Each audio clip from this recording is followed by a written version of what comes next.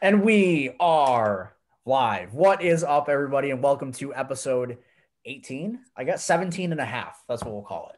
Episode 17.5 of the Hot Stove Podcast. I'm your host, Zach Nunez, and I'm here with three of my co-hosts at the moment. Josh.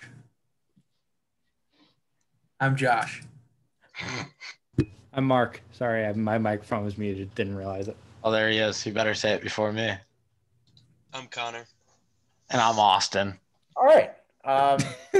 Like I said, we have just started episode 17 and a half. So if you don't understand the reason why we're doing 40-minute episodes for a Super Bowl preview, go watch episode 17 and you'll figure that one out. Shameless plug. Anyways, housekeeping notes before we get started into our Super Bowl preview for Super Bowl 55 this upcoming weekend. Make sure to smash that subscribe button. Make sure to smash the like button. Make sure to smash the notification button, and make sure to leave a comment if you feel like commenting on this video. Also, make sure to follow us on Twitter at Hot Stove Pod.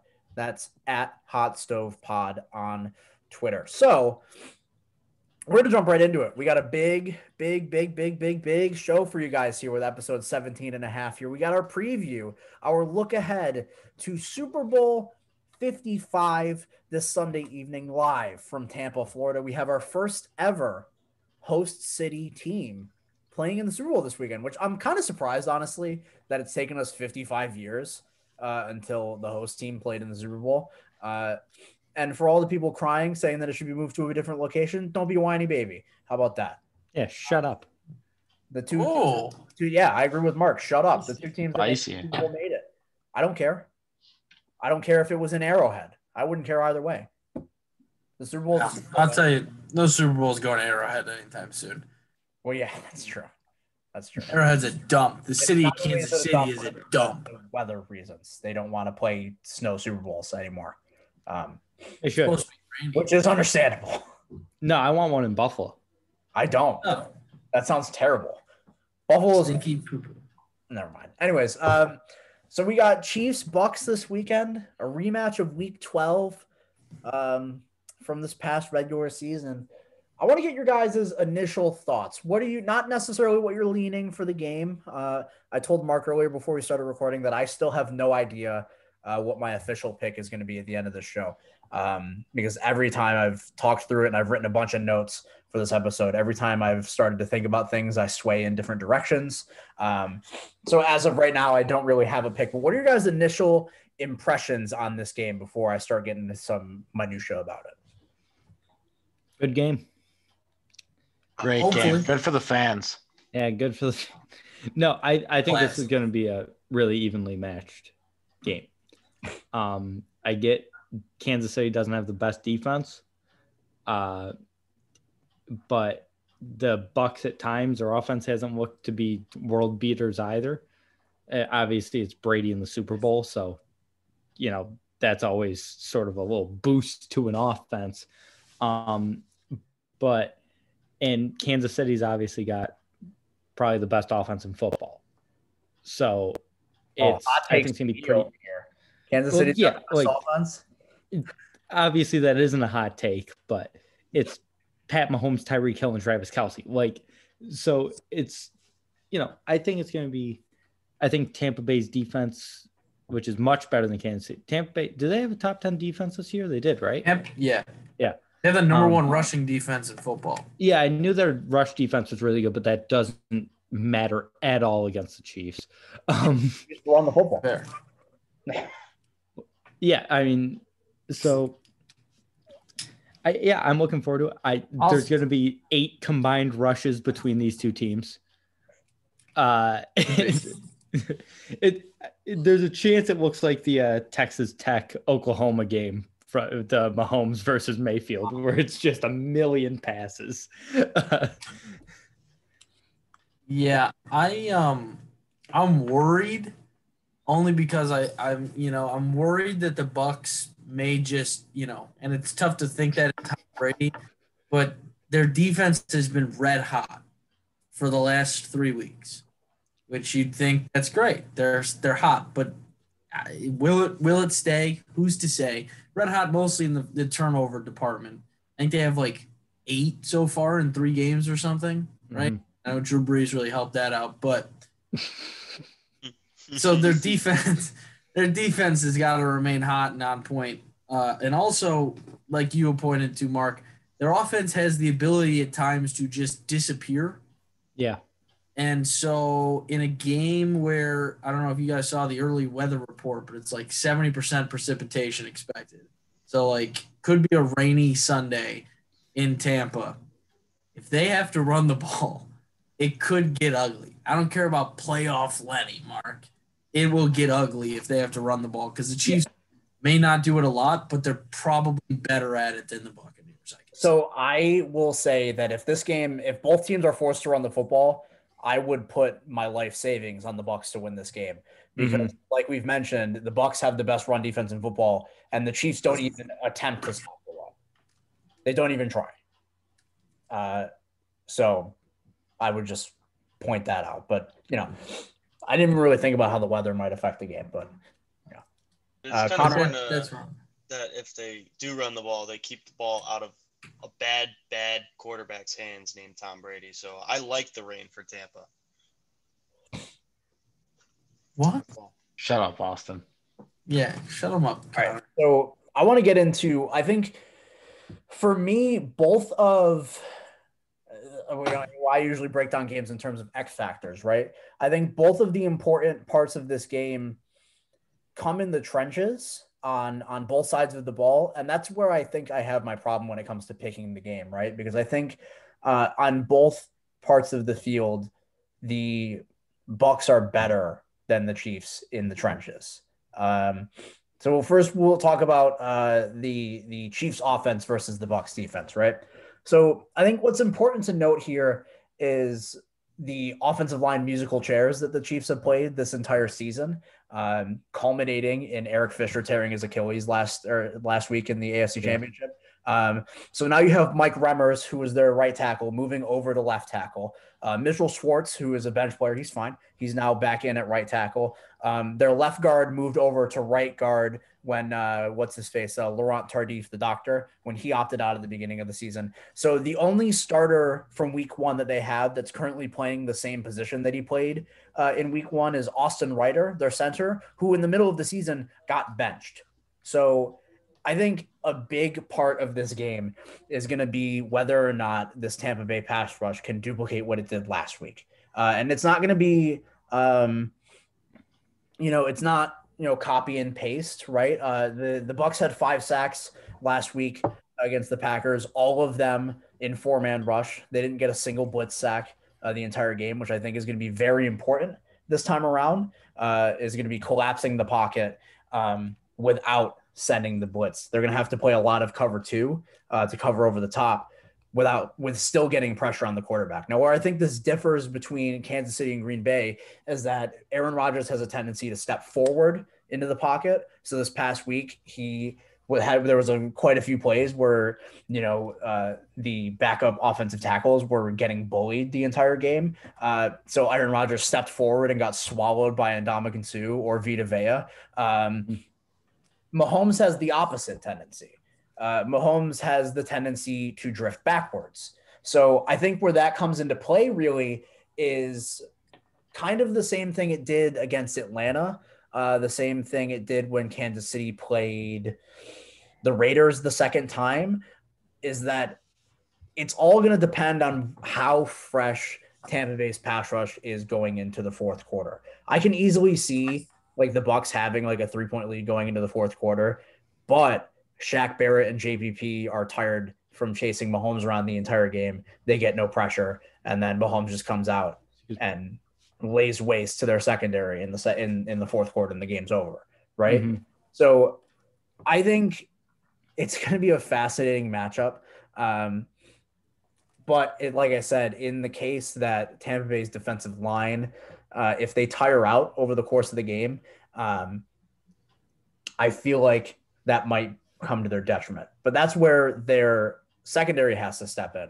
The first time they played, they didn't really Well, they kind of figured it out in the second half after they had sacrificed Carlton Davis to the Tyreek Hill gods. He got toasted for 200 yards and 3 touchdowns in the first quarter. They finally figured out that maybe you shouldn't put a corner who's good, who's quite good, on an island against Tyreek Hill. It's not going to work. This is a bad idea. So I think what they might end up doing this time is playing a lot of cover 2, covering over the top. I kind of already mentioned this, right?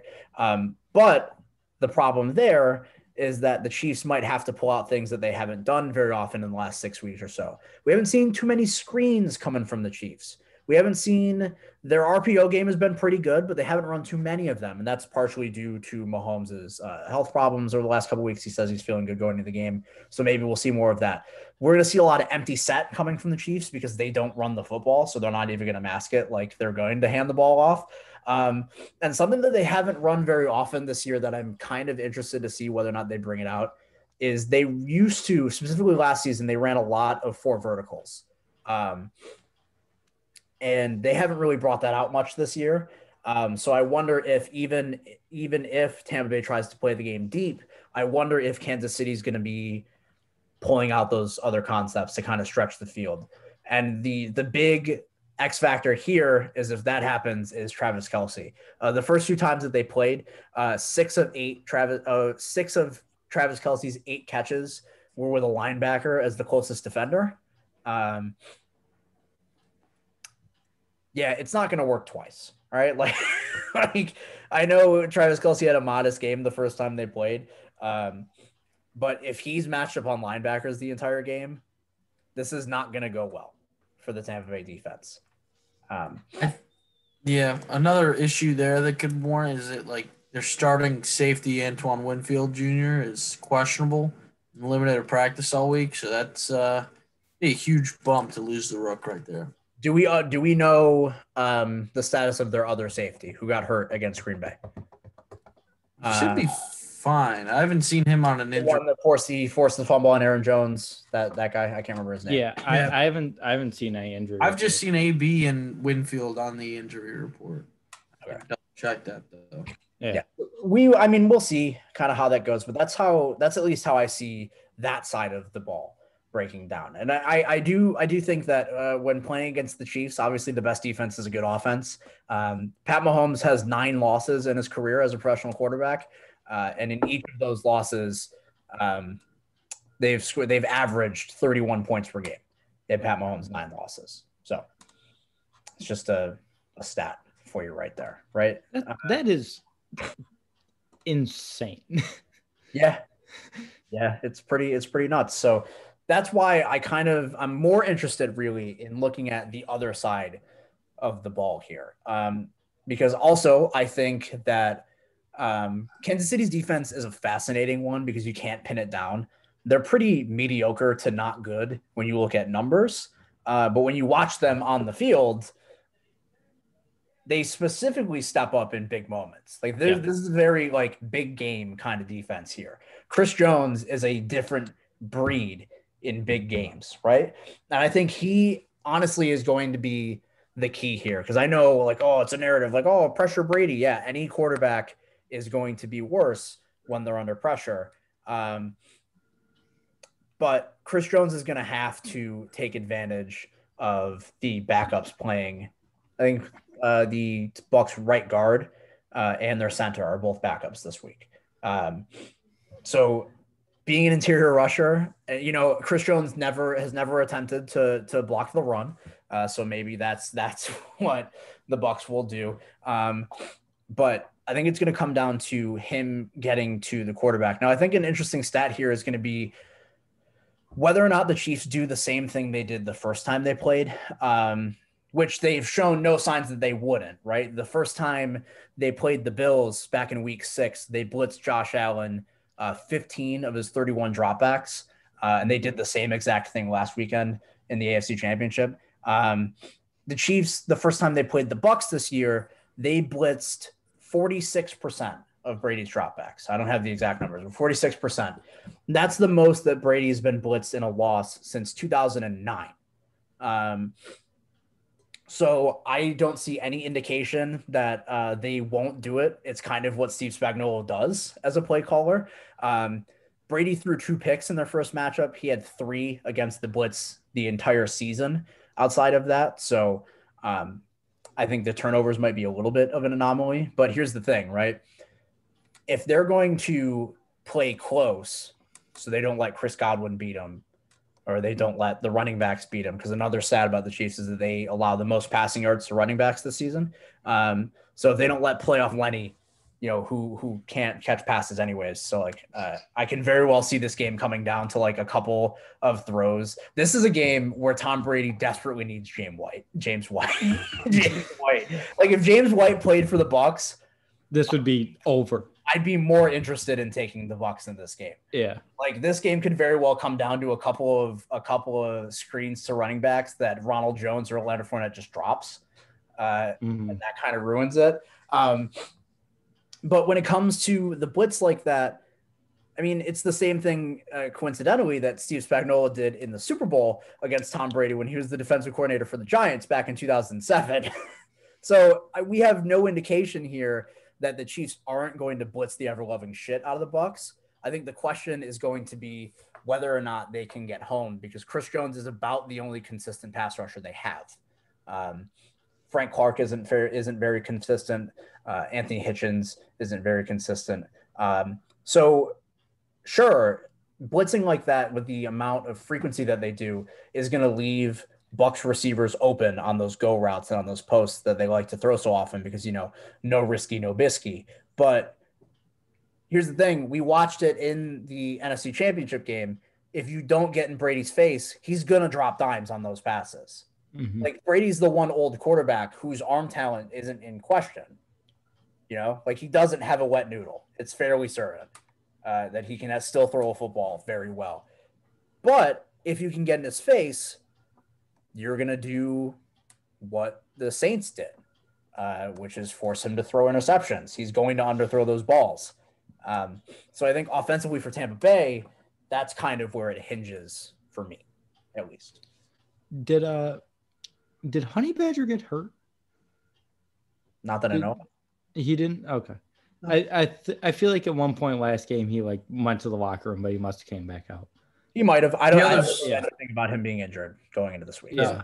The other safety you were talking about, by the way, Jordan Whitehead. Yes. Just today limited, but he's looking to play. Okay. Jordan Whitehead made some incredible plays Mm-hmm. Packers this last weekend, specifically that fumble that he forced on Aaron Jones. Whew, that was insane. That was a nuts play. I want to get some analysis from Austin and Connor here. I know I've been rambling for the last 20 minutes about a bunch of nonsense. So I want to hear what you guys think about this game. What do you got for us, Connor? What's the Army take? Analysis? Oh, you want a quick little brief on it? Oh yeah. ASAP. Chiefs win. There you go. Boom. That's Young beats old. Bloomberg analysis right there. Patrick Young beats Mahomes old. takes over the league officially from Tom Brady. He Love that. certainly already did that. Oh, Love that's that something we story, could talk yeah. about, No, actually. he hasn't. I Tom got Brady's still alive. He's still breathing. I got something to bring up. Austin, why don't you tell me what you feel about this game, and then I got something that I want to talk about. I think it all comes down to two things. One, the coin toss. Now, hear me out. If the Tampa Bay Buccaneers win the coin toss and they elect to defer, the game is over. Pat Mahomes will go down and score 7. Brady will go 3 and out. Pat Mahomes will go down and score 7, and it'll be 14-0, and the game will be over. The Browns did it. I don't know why teams defer to the Chiefs. They score every single time they start with the ball. Just take the ball, run some clock on your first drive, punt it, pin them deep if you have to punt. You don't need to score, but do not defer. It just sets an awful tone for the game. And secondly, all the Chiefs have to do is keep it close. Then Brady will go out and throw 3 picks at some point. Score off those. Oh, I mean, looks like me playing quarterback picks that are inevitable to happen. And you will win the game. Keep it close. Do what the Packers couldn't and score off those abomination of throws. And I think they'll be fine. The only problem I I do see is I just don't trust anybody on the Chiefs defense to come up with a big play. While I do think a lot of players on the Bucs could make big sacks, big strips, big interceptions, and the Super Bowl is about making that big play that really turns the events of the game. And I don't see anybody on the defense for the Chiefs that I really expect to be make those plays.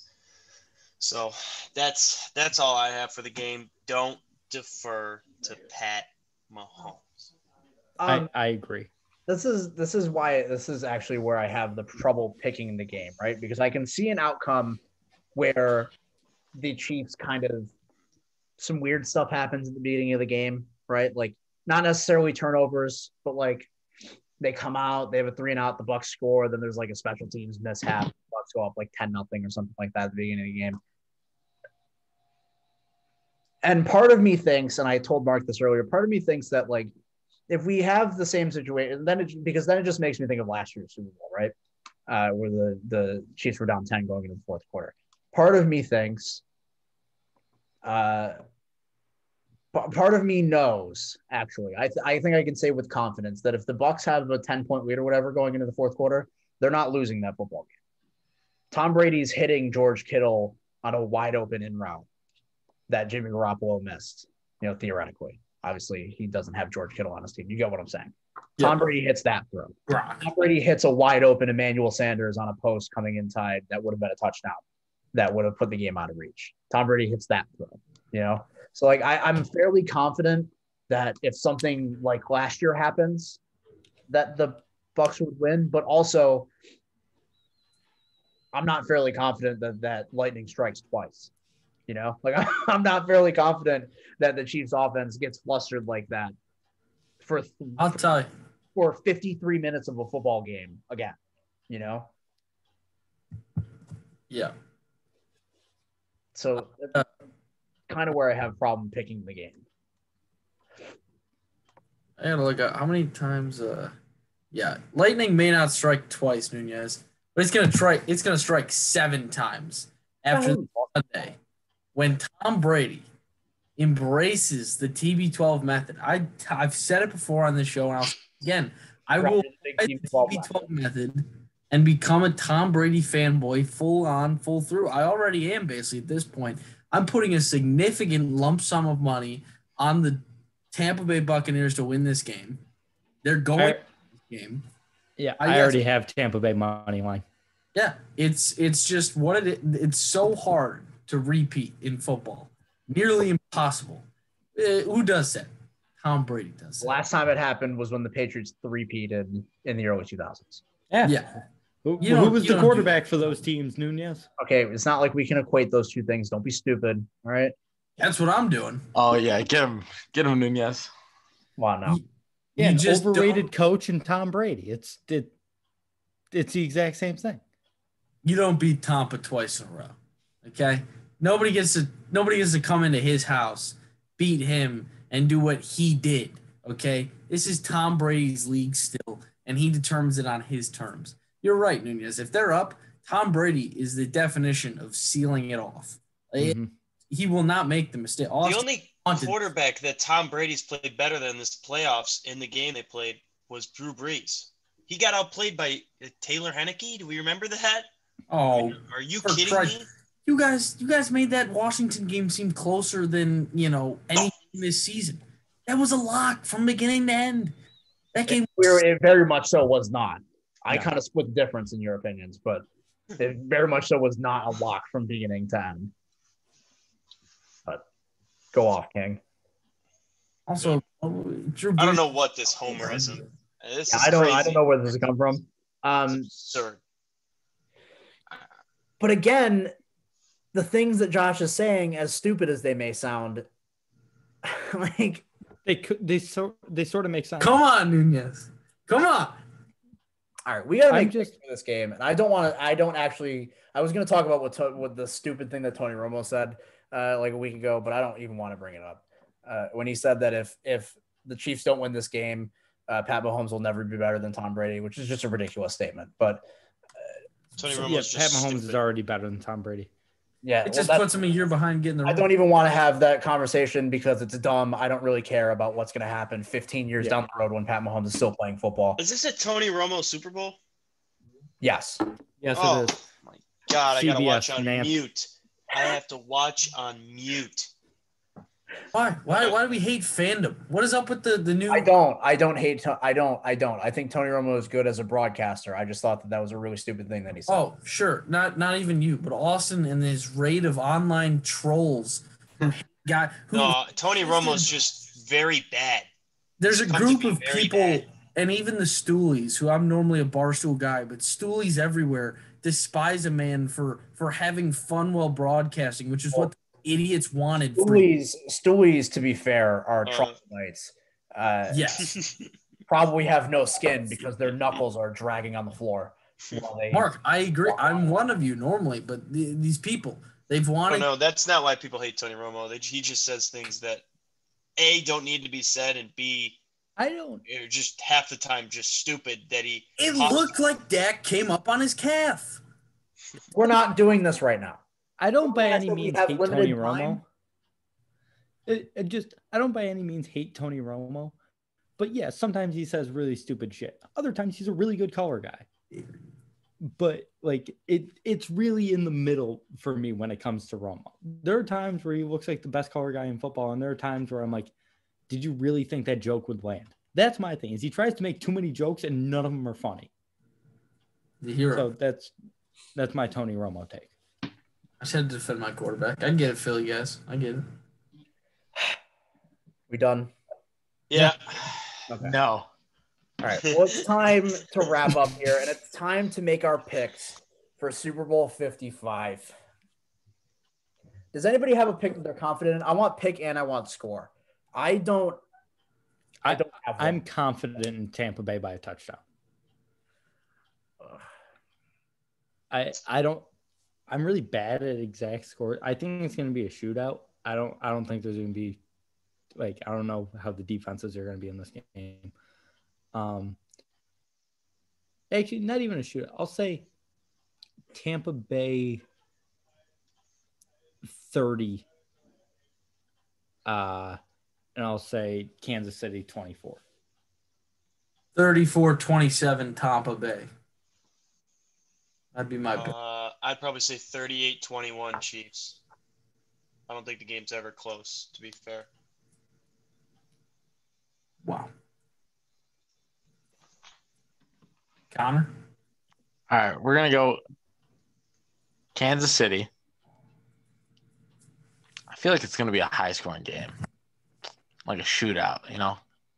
Tom Brady's going to keep getting the ball. Patrick Mahomes is going to keep getting the ball.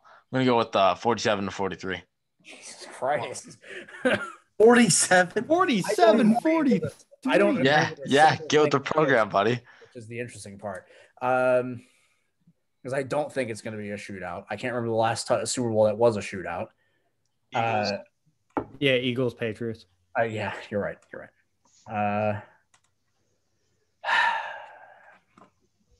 I will go Kansas City 27-24. Yeah. Repeat score of week 12. Oh, really? Yep. There you go. I'm just a stupid idiot who calls on the repeats to happen. Am I right? Is that what I meant? Oh, our meeting's going to end in 10 minutes. Uh-oh. Anyway. No. Oh, we've made our picks. Yeah, I'm not super confident in that. But hopefully we'll get this internet issue fixed out. So next week we can have a full-sized episode that doesn't have to be broken up into multiple parts. Anyways. Wait, sorry, I got one thing. Connor, who do you think, maybe a guy, maybe a Jets fan who had to see Tom Brady, what do you think he would say about this Super Bowl? What do you think he'd have to say? What was his score? I don't know. Come on. Good question. God damn it. Pathetic. Good question. I don't get paid enough on this program. Nobody gets paid. Nobody gets Exactly. You don't even have the money for a goddamn normal Zoom subscription. You think I'm paying you people for? I don't have enough I money will apparently Venmo to do you. more than 40-minute meetings. Mark, I will Venmo you for no amount of the Jersey money. accent. No Yeah, amount that's of about- money I'll could give make you me do it. $69. How much? $69. Nope. Nice. Ah, $69. That's a good part. Come on, I I won't put do down it. on Zach for $69. What do you Yeah. I won't do it. okay. It's not Anyways. happening. At least we got him to vamp about the weather. It's true. That's the important part. For everybody here, this has been our Super Bowl preview. I hope it didn't suck. I don't know. Maybe it did. We'll be back next week for our Super Bowl recap and NFL offseason look ahead. Look ahead at the quarterback carousel to come this offseason and what Adam Schefter said that if he I'll leave this out there. Adam Schefter said that if there was an over-under on amount of teams that would change their starting quarterback this offseason at 18, he would take the over, which is insanity. But kind of fun to think about. So maybe we'll think about it next week. So next week, we're going to do that. The following week, we're going to do our trivia episode, our trivia extravaganza in 2 weeks. And then 3 weeks from now, we're probably going to do our NBA midseason awards. Or maybe we'll do a spring training opens that week. So maybe we'll do Yes, it does. some baseball offseason talk and then hold the basketball stuff for the All-Star break. Yep. We also have to record an after dark at some point because it's been forever since we've done that. So Yes, we do. anyways, for the 5 of us, I'm Zach Nunez. Make sure to smash that subscribe button, smash the like button, smash that notification button. F him in the A. Leave a comment if you feel like commenting. Make sure to follow us on Twitter at Hot Stove Pod. Thank you very much for watching. Connor, thank you for your 2.5 years of service on this podcast. We wish you luck in your future endeavors. Yes, sir. Absolutely. We'll keep Connor it. Fernberg signing off for the last time. Well, you'll be on the show again. Thanks, Lieutenant. Last time. Foxtrot. Last time. Foxtrot Delta. Goodbye, everybody. We'll see you guys next week. Out. Yeah. See ya.